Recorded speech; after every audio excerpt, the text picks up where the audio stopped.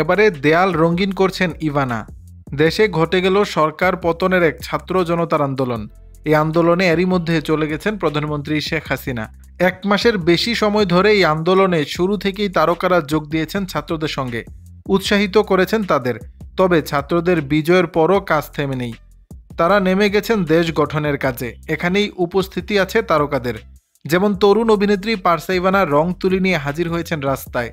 Bachelor point খ্যাত এই অভিনেত্রী রাজধানীর উত্তরার দেয়াল রঙিন করলেন, আঁকলেন নতুন বাংলাদেশের ছবি।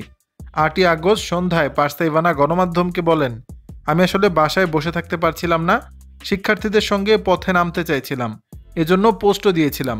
অবশেষে আমার ইচ্ছে পূরণ হলো, রাস্তায় নামলাম, দেয়ালে দেয়ালে ছবি আঁকলাম, নতুন বাংলাদেশের ছবি আঁকছি। সেই দুপুর 12টায় বেরিয়েছি, এখন বিকাল 5টায় ফিরলাম। নতুন রঙে উত্তর নামের একটি সংগঠনের মাধ্যমে এই কাজে অংশ নেন তিনি। দেয়ালে দেয়ালে নানা রঙের নানা মাত্রার ছবি এঁকেছেন এ সময়ের জনপ্রিয় এই অভিনেত্রী। দর্শক, বিষয়টি নিয়ে আপনাদের মতামত জানাবেন নিচের কমেন্ট বক্সে।